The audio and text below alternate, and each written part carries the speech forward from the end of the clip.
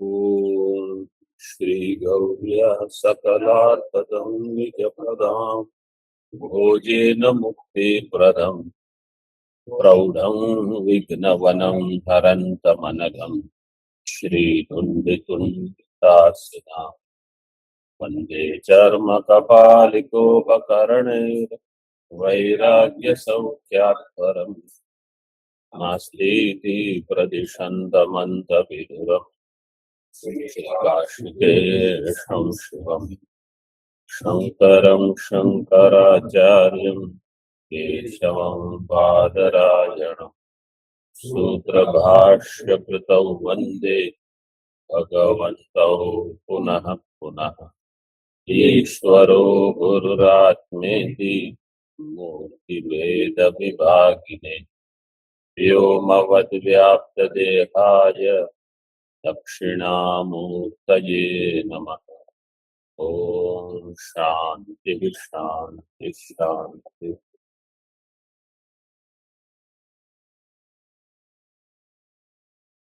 सिद्धांति ने कहा प्रत्यभिज्ञा वर्ण की होती है और उसमें जो उदात्त अनुदात्त स्वरित अनुनासिक ये जो है ये सारे ध्वनि को लेकर है। ध्वनि तो पूर्व पक्ष ने पूछा ये ध्वनि क्या है, तो कहा कि दूर से जब शब्द का श्रवण होता है तो वर्ण का विवेक नहीं होने से कुछ शब्द हो रहा है इतना भान होता है, क्या वर्ण है उसका भान नहीं। तो उसमें पटुत्व मृदुत्व ये भेद होता है, वो वर्ण में वर्णेशु आसंजयति।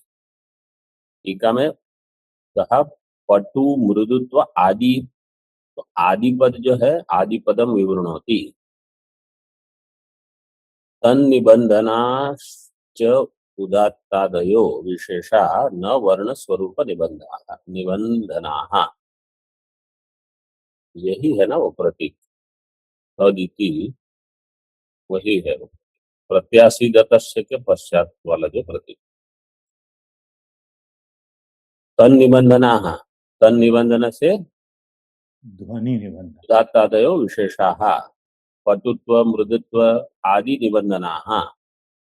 उदात्त अनुदात्त ये किसके कारण हो रहे हैं, वर्ण में जो पटुत्व मृदुत्व ये है वो वर्ण स्वरूप निबंधनाः न, वर्ण स्वरूप के कारण नहीं है। वर्ण में जो पटुत्व मृदुत्व आदि है जो ध्वनि का है उसके कारण उदात्त अनुदात्त आदि होते हैं। ननु अव्यक्त वर्ण एवं ध्वनि ही न अतिरिक्त इत्यतः। पूर्व पक्ष जो वैयाकरण वाले हैं वो कहेंगे ये ध्वनि कोई अतिरिक्त वस्तु नहीं है, ये अव्यक्त वर्ण ही है। वर्ण जब व्यक्त नहीं होता जब तक उसको आप ध्वनि कह देते हो। जैसे वहां वर्ण की अभिव्यक्ति हो गई, यहाँ र आ म अ विसर्ग ऐसा है तो आप कहोगे वर्ण है। जब तक स्पष्ट नहीं होते तो आप ध्वनि कहते हो, तो कोई अतिरिक्त वस्तु नहीं। वर्णानां प्रत्युच्चारणं प्रत्यभिज्ञायमानत्वात्। वर्णानां प्रत्युच्चारणं प्रत्यभिज्ञायमानत्वात्, तो वर्ण का प्रत्युच्चारण जब होता है, उच्चारणम उच्चारणम प्रति ये हो गया प्रत्युच्चारण। जैसे बोधम बोधम प्रति प्रतिबोध, वर्णों के प्रति प्रत्येक उच्चारण में जो ज्ञान होगा यही प्रत्यभिज्ञान। प्रत्यभिज्ञान क्या होगा, हाँ ये वही है, सोयम गकार है, सोयम गकार है ऐसे। प्रत्युच्चारणं वर्णाः अनुवर्तन्ते ध्वनिर्व्यावर्तते इति भेद इत्यर्थः। प्रति उच्चारण में एक की अनुवृत्ति और एक की व्यावृत्ति। जिसकी अनुवृत्ति होगी उसकी प्रत्यभिज्ञा होगी कि जिसकी व्यावृत्ति होगी उसकी प्रत्यभिज्ञा होगी। अनुवृत्ति। जिसकी प्रत्यभिज्ञा होगी उसकी अनुवृत्ति होती है, तभी सोयम ये बुद्धि बनती। तो वर्ण की अनुवृत्ति है इसलिए प्रत्यभिज्ञा कहाँ होगी, वर्ण में, और ध्वनि की व्यावृत्ति होती है। जैसे चैत्र से मैत्र में मनुष्यत्व की अनुवृत्ति है और चैत्रत्व की व्यावृत्ति हो जाएगी मैत्र में। तो जो जिसकी व्यावृत्ति होती है वो औपाधिक है, तो वास्तविक नहीं माना जाएगा। इति भेद है। लेकिन ध्वनि सामान्य नहीं है, क्योंकि कहीं उदात्त होगा, कहीं अनुदात्त होगा, कहीं अनुनासिक होगा। जो उसी को कहा ध्वनि, वही उपाधि मानते हैं। वेदांती क्या कहते हैं, ये जो भेद है यही औपाधिक है, जिसको ध्वनि शब्द से बताते हैं। वर्णा अनुवर्तन्ते ध्वनिर्व्यावर्तते इति भेद इत्यर्थ। अन्यथा वाचिकेषु जप्य वर्णेषु अव्यक्तेषु ध्वनि बुद्धि ही स्यात्। अन्यथा क्या होगा, वाचिकेषु जप्य वर्णेषु, कोई जप कर रहा है समझो, लेकिन अगर उनका वर्ण स्पष्ट नहीं है, मतलब इतने जोर से नहीं बोल रहे हैं, केवल धीरे से जप कर रहे हैं, तो अगर वहां वर्ण अव्यक्त है, उसी को आप ध्वनि कहते हो, तो उसमें ध्वनि बुद्धि होनी चाहिए। लेकिन वहां ध्वनि बुद्धि नहीं होती, वहां कुछ वर्ण है तो, क्योंकि जप होगा वो केवल ध्वन्यात्मक नहीं होगा, वो वर्णात्मक ही होगा। दुंदुभ्यादि ध्वनौ, और ध्वनि जो दुंदुभि में होती है, जैसे नगाड़ा बजाते हैं तब, शब्दत्व मात्रेण गृह्यमाणे अयम अव्यक्तो वर्ण इति धीहि स्यात्, ऐसी बुद्धि होनी चाहिए। लेकिन ऐसी बुद्धि नहीं होती कि जब नगाड़ा बजाते हैं दुंदुभि आदि ध्वनि में, तो वहां ध्वनि होती है, लेकिन और केवल शब्द सुनाई देता है, वर्ण सुनाई नहीं देता। तो आप क्या कल्पना करोगे, ये अव्यक्त वर्ण है, इसमें कोई वर्ण है, ऐसी कल्पना कोई नहीं करता। अयम अव्यक्तो वर्ण इति धीहि स्यात्, मतलब भवे किंतु न भवति इति मंतव्य। एवं ध्वनि उपाधिकत्वे, देखो ध्वनि को उपाधि मान ली, स्वमते गुणम वदन वायु उपाधिकत्वे पूर्वोक्ताम अरुचिम दर्शयति। तो ये जो स्वमत है वो ऐसे बताया कि ध्वनि उपाधि मानेंगे, और जो वायु पहले कहा, वायु के संयोग विभाग से जो ध्वनि होती है, तो उसमें थोड़ी अरुचि बता के अलग प्रकार से बताते हैं। पूर्वोक्ताम, वो भी स्वमत ही था, उसमें अरुचि बताते हैं, अरुचिम दर्शयति। एवं च सति सालंबना एव एते उदात्तादि प्रत्यय भविष्यन्ति। ये जो उदात्तादि प्रत्यय है ये सब सालंबन होंगे, सालंबना के उदात्तादि प्रत्यय, तो उसमें आलंबन किसका होगा, प्रत्यभिज्ञा का। वर्ण, वर्ण का आलंबन होगा, क्योंकि पहले ही कह दिया अनुवृत्ति किसकी हो रही है, वर्ण की, व्यावृत्ति किसकी हो रही है, उदात्तादि ध्वनि की। एवं च सति सालंबना एव एते उदात्तादि प्रत्यय भविष्यन्ति।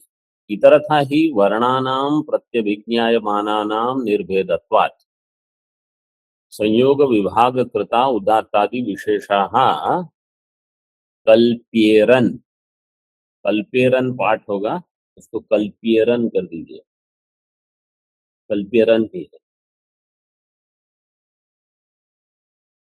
इतरथा, इतरथा क्या है, अन्यथा वर्णानाम प्रत्यभिज्ञायमाना, ये जो वर्ण जिसकी प्रत्यभिज्ञा होती है उसमें तो भेद नहीं है, वो तो निर्भेदत्वात्, तो संयोग विभाग कृता उदात्तादि विशेषाः कल्प्येरन। तो पूर्व में कहा था वायु के संयोग विभाग से उदात्तादि विशेष होते, अब कह रहे हैं कि ये ध्वनि को लेकर सालंबना एव एते उदात्तादि प्रत्यय भविष्य, वही दे दिया। ध्वनि उपाधि का ये मत में थोड़ा गुण है पूर्व मत से।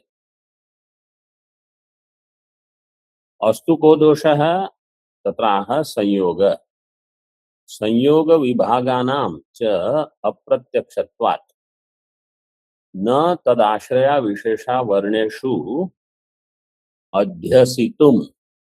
अध्यवसितुम पाठ है वो भी ठीक है, अध्यसितुम ऐसे बनाया है महाराज जी ने। अध्यसितुम का अर्थ है अध्यास करना, अध्यारोप करना, और अध्यवसितुम का अर्थ है निश्चय करना। तो संयोग विभाग विभाग जो है वायु का संयोग विभाग वो तो प्रत्यक्ष नहीं है, अप्रत्यक्षत्वात् न तद आश्रया विशेषाः वर्णेषु अध्यवसितुम अथवा अध्यसितुम शक्यन्ते। उसका अध्यास करना शक्य नहीं है अथवा उसका अध्यवसाय कि ये जो संयोग विभाग जन्य ही विशेष है ये निश्चय करना संभव नहीं है। क्यों? ये तो क्या दिया है? अप्रत्यक्षत्व। अप्रत्यक्षत्वात्। क्योंकि संयोग विभागा नाम अप्रत्यक्ष, वो प्रत्यक्ष नहीं है तो आप निश्चय कैसे कर पाओगे कि ये वहीं से आ रहे हैं? तो अध्यसितों में से आरोप अध्यस,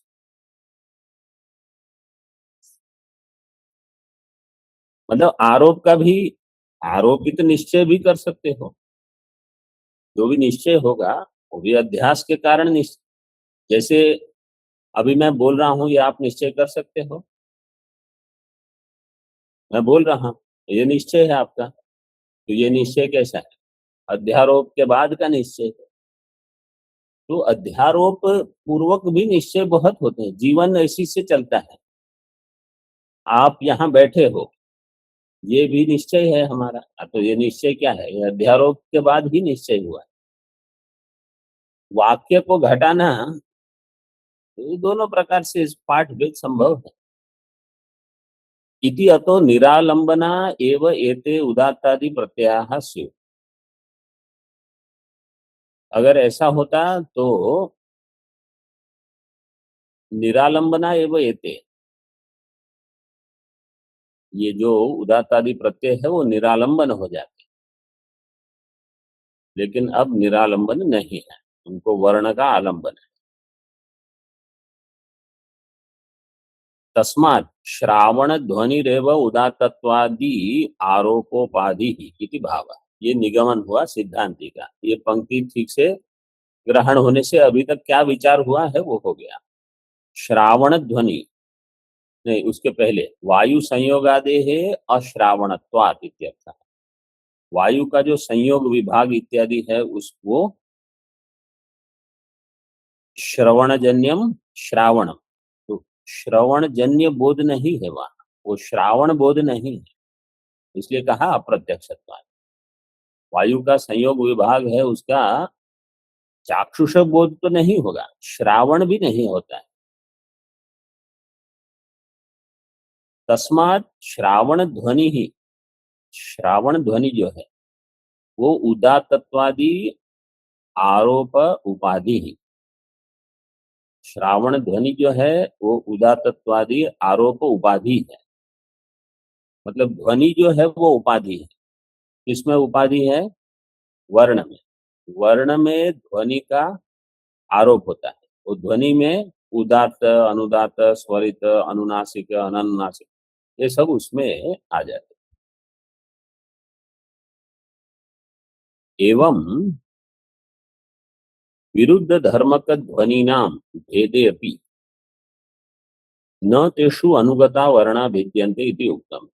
इस प्रकार से विरुद्ध धर्मक ध्वनि नाम भेदे अपि, विरुद्ध धर्म का जो ध्वनि है उनमें भेद होने पर भी ध्वनि नाम भेदे अपि न तेषु अनुगता वर्णा भिद्यन्ते।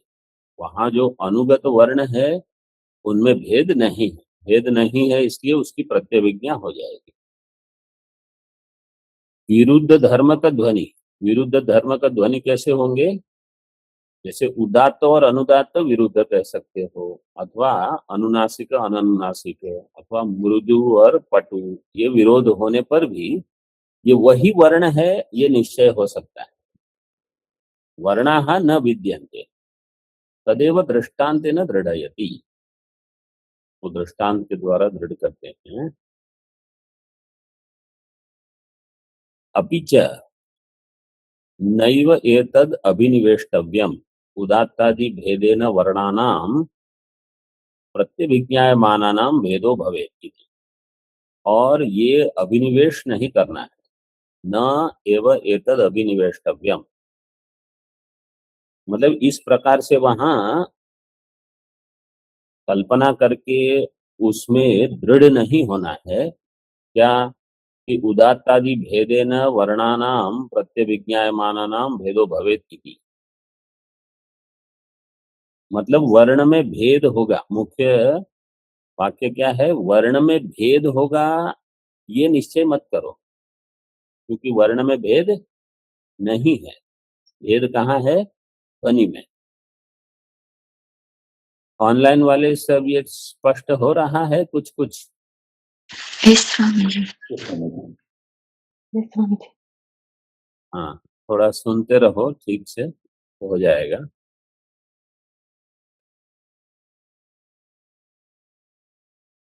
यथा खंड मुंडादि विरुद्ध अनेक व्यक्तिषु अभिन्नम गोत्वम तथा ध्वनिषु वर्णा अभिन्ना एवं इत्यर्थः।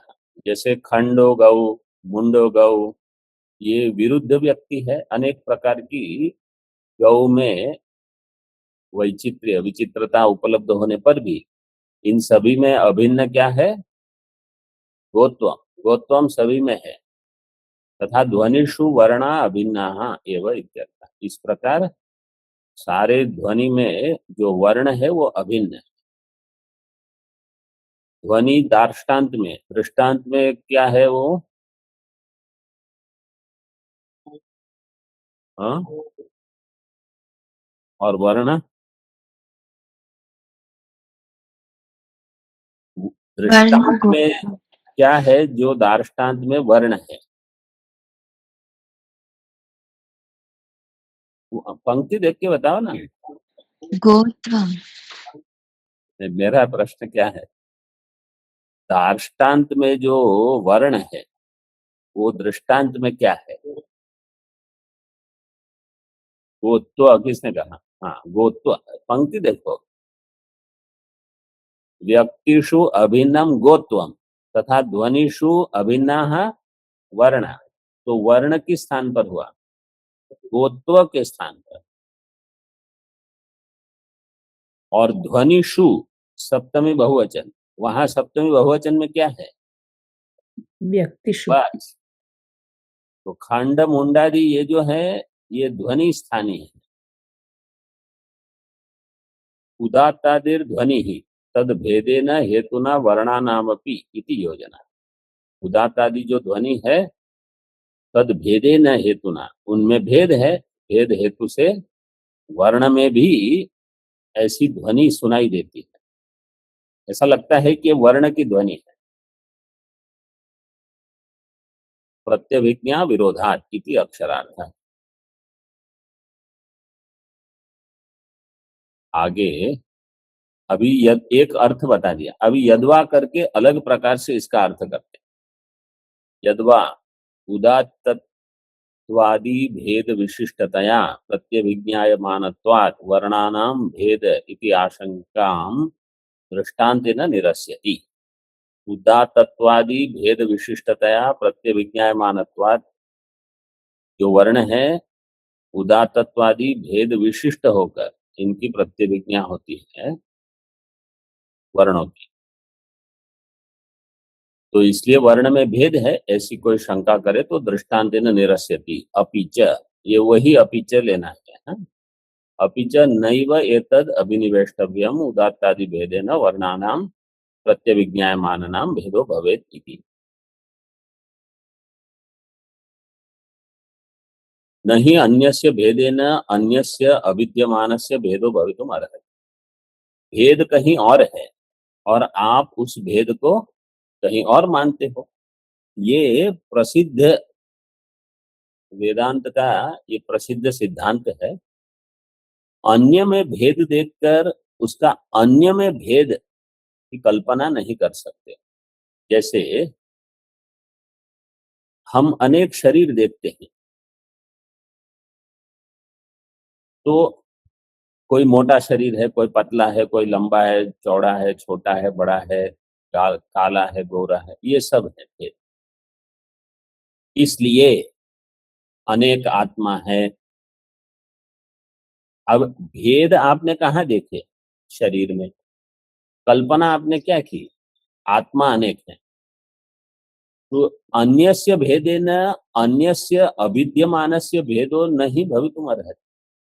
शरीर का भेद लेकर आत्मा जिसमें भेद नहीं है उसमें भेद का आरोप नहीं कर सकते आप। तो साधारण मनुष्य ऐसे ही जीवन जीते।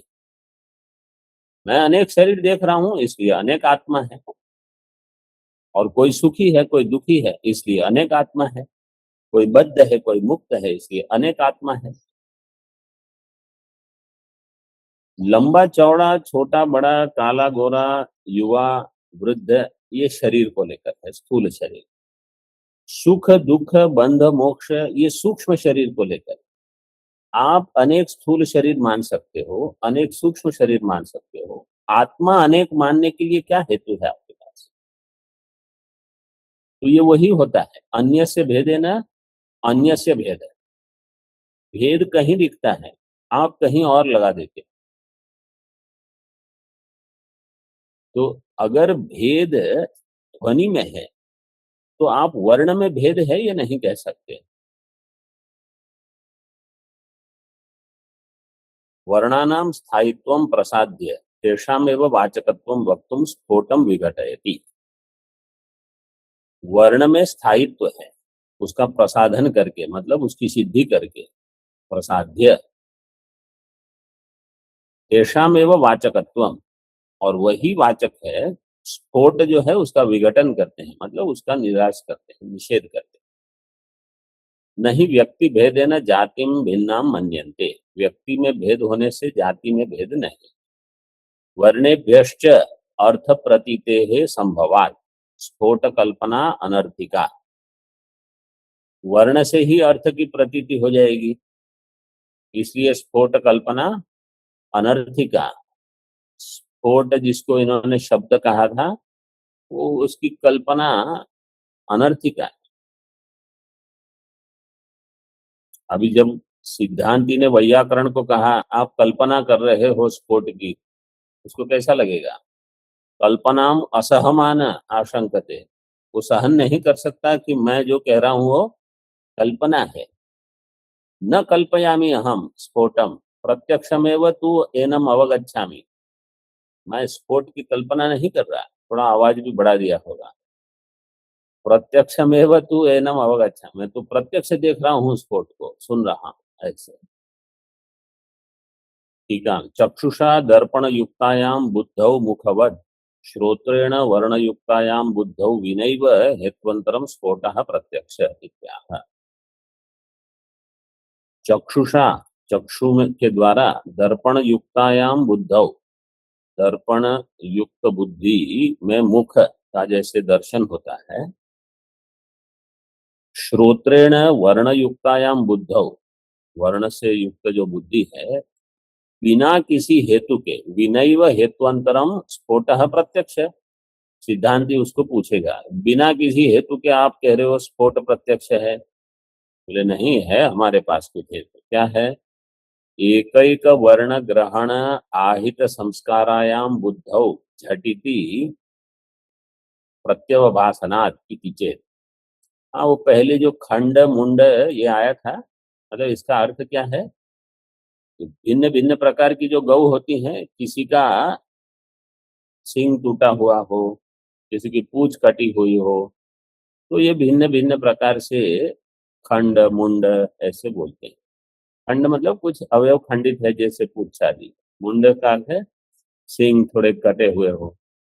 तो यहाँ बहुत सारी ऐसी गौ दिखते हैं, कुछ कुछ ये व्यक्ति। ठीक है, यहाँ देखिए भाष्य में एकैक वर्ण ग्रहण आहित संस्कार है। र आ म अ विसर्ग, एक एक वर्ण का ग्रहण हुआ, उसके संस्कार सहित बुद्धि में झटिति, झट से क्या होगा? प्रत्यवभासना। तो ऐसा लगता है कि विसर्ग का श्रवण होते ही राम एक साथ सुना। तभी हमको ऐसा लगता है क्या कि हम एक एक वर्ण सुन रहे हैं। हमको लगता है हमने सब पूरा शब्द ही सुना। अभी भी जब हम बोल रहे हैं आपको ऐसे ही श्रवण हो रहा है, लेकिन वास्तव में वो पूरा शब्द एक साथ कहाँ निकल रहा है, वो तो क्रम से ही निकलेंगे। ऐसी ऐसे प्रत्यवभाषणात् इति चेत सिद्धांति कहेगा न। टीका में यस्याम संविधि यो अर्थो भासते सा तत्र प्रमाण। जिस संवित में जो अर्थ भासता है वही उसमें प्रमाण। एकम पदम इति बुद्धौ वर्ण एवं स्फुरंती। बुद्धि में ये भान होता है ये एक ही वर्ण है, एक पद है। राम एक पद है, घट एक पद है, गौ एक पद है। वर्ण एवं स्फुरंती, न अतिरिक्त स्फोट है, लेकिन कोई अतिरिक्त स्फोट यहाँ नहीं है। इति न सा स्फोटे प्रमाणम। सा का बुद्धि, सा बुद्धि ही स्फोटे न प्रमाण। न अस्यापि बुद्धेर वर्ण विषयत्वात्। ये जो बुद्धि है ये वर्ण विषयी का बुद्धि, ये वर्ण को लेकर बुद्धि है, स्फोट को लेकर नहीं। एकैक वर्ण ग्रहण उत्तर काला ही इयम एका बुद्धिर गौरिति समस्त वर्ण विषया न अर्थांतर विषया। एक एक वर्ण के ग्रहण के उत्तर काल, गौहु समझो ये दृष्टांत दे रहे हैं, तो ग औ विसर्ग, एक एक वर्ण के ग्रहण के उत्तर काल ये बुद्धि होगी गौहु इति। और ये बुद्धि समस्त वर्ण विषया बुद्धि, न अर्थांतर विषया। अर्थांतर क्या होगा पूर्व पक्ष के मत में? स्फोट। स्फोट विषया बुद्धि नहीं है ये, वर्ण विषया बुद्धि ही। कथम एतद अवगम्यते? पूर्व पक्ष पूछता है ऐसे आपको कैसे पता चला? यतो अस्यामपि बुद्धौ गकारादयो वर्ण अनुवर्तन्ते न तो धकारादय। क्योंकि जब गौहु कहते हो तो ग औ विसर्ग ये वर्ण है, वहां इनकी अनुवृत्ति होती। वहां कोई दकार है क्या? कोई चकार पकार फकार ये नहीं। तो इसका अर्थ क्या है? वर्ण का ही ध्वनि, वर्ण का ही शब्द आपको श्रवण हो रहा है, कोई अन्य वहां नहीं श्रवण हो रहा। स्फोट नाम की वस्तु। ननु गोपद बुद्धे है स्फोटो विषय। यहां से आगे देखें। ओम पूर्णमदः पूर्णमिदं पूर्णात् पूर्णमुदच्यते पूर्णस्य पूर्णमादाय पूर्णमेवावशिष्यते। ओम शांति शांति शांति। शंकरं शंकराचार्यं केशवं बादरायणं सूत्रभाष्यकृतौ वन्दे भगवन्तौ पुनः पुनः।